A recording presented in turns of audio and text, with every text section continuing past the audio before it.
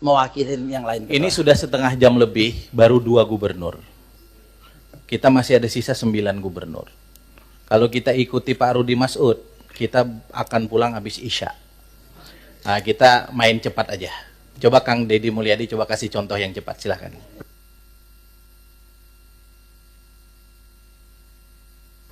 Baik, pimpinan yang saya hormati, kita langsung saja. Kita tahu bahwa daerah-daerah hari ini mengalami penurunan dana alokasi. Bahkan ada beberapa daerah yang hampir tidak lagi memiliki kemampuan untuk memenuhi kebutuhan dasar pembangunannya karena dihabiskan untuk belanja pegawai. Ada pengangkatan P3K memiliki implikasi terhadap terkurasnya dana alokasi pembangunan dan DAU. Kemudian yang berikutnya, setelah itu dana DAK mengalami penurunan, terutama di bidang infrastruktur. Ini memiliki implikasi yang cukup luas terhadap kinerja pembangunan di setiap daerah. Kalau data-datanya kita sudah sampaikan lah, nanti tinggal dilihat. Nah, seluruh problem itu menurut saya harus segera diselesaikan dalam kerangka kerja, dalam rekrutmen kepegawaian P3K yang sesuai dengan kualifikasi yang dibutuhkan oleh daerah. Saya berikan contoh misalnya, tidak semua menurut saya seleksi untuk P3K atau ASN itu harus melalui pendekatan seleksi digital. Kenapa? Karena ada beberapa spesifikasi pekerjaan yang itu tidak perlu digitalisasi. Sopir truk sampah itu nggak usah seleksi ASN menurut saya. Tukang sapu itu tidak usah. Tukang taman tidak usah. Tenaga office boy tidak usah. Tenaga pengamanan tuh tidak usah. Apa sih dampaknya dari rekrutmen ini? Yang pertama dari sisi rekrutmennya terjadi rekrutmen ASN dan P3K, tetapi di sisi lain kebutuhan yang dibutuhkan oleh daerah dan provinsi itu tetap dilakukan. Pada akhirnya ngangkat lagi melalui outsourcing. Ini pertama pendekatan. Kemudian yang kedua, bahwa BUMD pasti kualifikasinya nanti data disampaikan, ada sehat, ada dalam kategori sehat banget, ada yang dalam kategori tidak sehat. Yang tidak sehat kami lagi lakukan audit investigatif, kemudian nanti akan dilakukan 2 pilihan, diteruskan atau ditutup. Nah, problem dari BUMD itu di daerah itu satu saja, BUMD diisi oleh tim sukses. Itu problemnya, sehingga profesionalismenya dikesampingan. Rambu-rambu ini harus segera dibangun dengan baik. Terus kemudian yang berikutnya, ini Jawa Barat. Jawa Barat ini provinsi menurut saya paling aneh. Jumlah penduduknya hampir 50 juta, terbesar di Indonesia. Tetapi jumlah desanya kecil dibanding Jawa Tengah. Jumlah kelurahannya kecil dibanding Jawa Tengah. Jumlah kecamatannya kecil dibanding Jawa Tengah. Sehingga desa di Jawa Barat ada yang menanggung penduduk satu desa 150.000. Nah, komposisi dana desa itu pendekatannya tidak seperti itu. Tetap saja pendekatan-pendekatan normatif daerah. Ini yang harus segera dilakukan evaluasi. Ini. Dan kemudian yang berikutnya adalah sudah juga semestinya Komisi 2 memelopori daerah desa yang sudah berubah karakternya menjadi kelurahan karena pertumbuhan industri. Harus segera dibuat kelurahan, tidak desa lagi. Karena pendekatan kewilayahan sudah tidak relevan lagi dengan jumlah penduduk yang tidak monokultur, yang sudah plural. Yang perlu dilakukan pendekatan birokratif bukan berdasarkan pendekatan politik. Ini yang harus dilakukan. Kemudian yang berikutnya adalah daerah menanggung beban apa lagi? Instansi vertikal seperti Kementerian Agama itu kewenangannya banyak banget. Ngurus madrasah diniyah, madrasah sanawiyah, madrasah aliyah, masjid, pondok pesantren, tapi duitnya nggak bawa.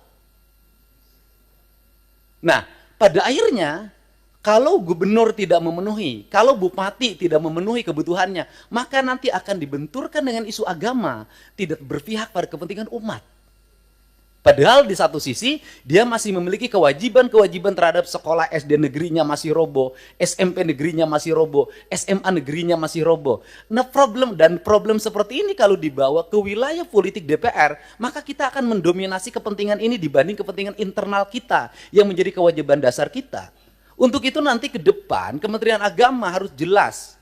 Kalau dia mengatakan bahwa masjid tanggung jawab Kementerian Agama, madrasah diniyah tanggung jawab Kementerian Agama, madrasah sanawiyah Kementerian Agama, madrasah aliyah negeri Kementerian Agama, termasuk juga madrasah aliyah swasta, pesantren adalah di bawah Kementerian Agama, uang di Kementerian Agama diperbanyak agar mereka bisa mandiri Sehingga fiskal kabupaten, fiskal kota, fiskal provinsi sangat berimplikasi kuat bagi kesejahteraan publiknya dan bagi apa yang menjadi kewajiban dasarnya.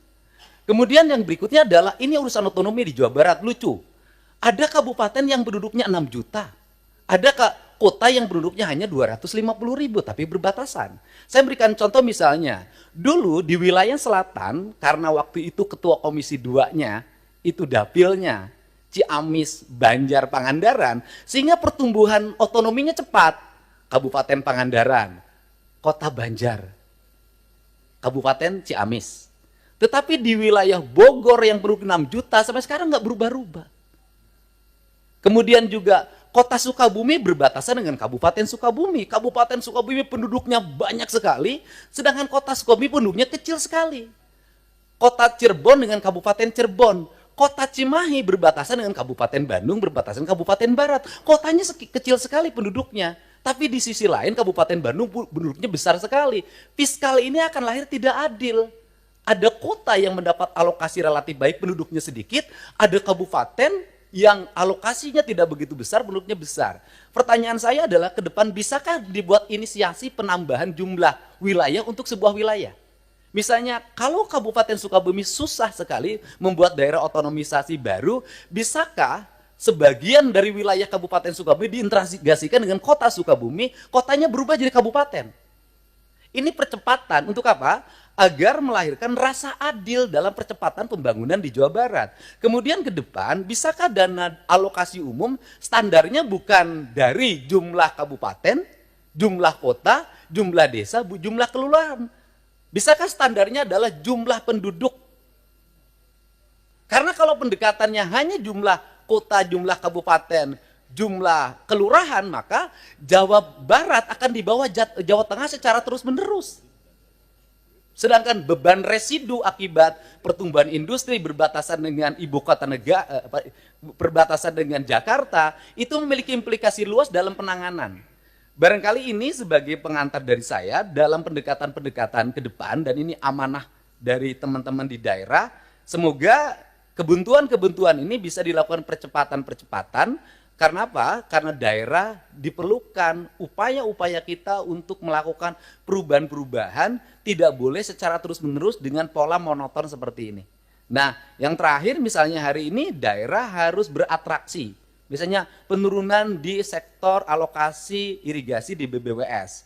Itu kan harus ditutup lewat provinsi karena itu kebutuhan dasar pertanian, kemudian daerah aliran sungai, dan itu berdampak pada banjir. Nah ini juga akhirnya kita banyak menutup. Kita ini dan akhirnya berbagai kegiatan di daerah itu berbagai kebutuhan di daerah yang sebenarnya itu menjadi kewenangan pusat, itu pada akhirnya juga ditutup lagi oleh daerah. Ditutup lagi oleh daerah. Ini barangkali sebagai gambaran umum saya ucapkan terima kasih. Semoga pertemuan ini memberikan manfaat. Dan terakhir tadi Pak Gubernur Kaltim mengatakan gubernur konten. Alhamdulillah dari konten yang saya miliki itu bisa menurunkan belanja rutin iklan. Biasanya iklan di Pemprov Jabar kerjasama medianya 50 miliar. Sekarang cukup 3 miliar tapi viral terus. Terima kasih.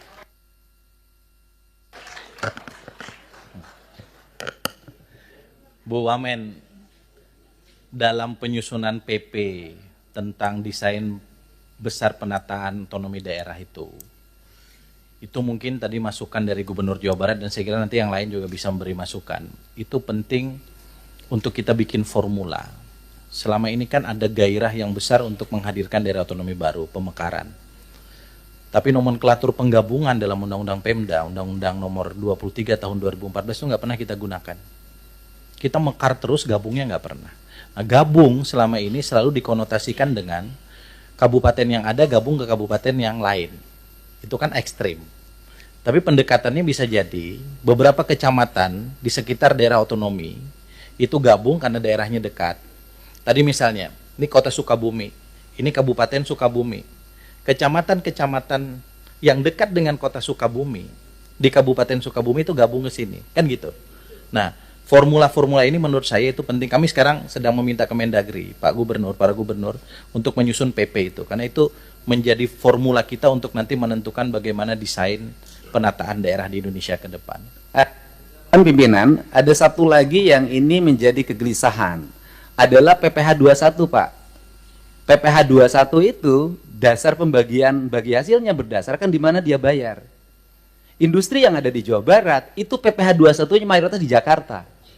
Sehingga dana bagi hasilnya untuk Pemda DKI pada residu industrialisasinya, resikonya, infrastruktur segala macam adalah tanggung jawab Pemda Jabar. Terima kasih, Pak. Pak Dirjen Keuangan Daerah itu dicatat, Pak. Termasuk dana transfer itu jangan di akhir tahun, Pak. Nanti kalau perlu nanti Dirjen Keuangan Kementerian Keuangan atas izin pimpinan kita undang ke sini.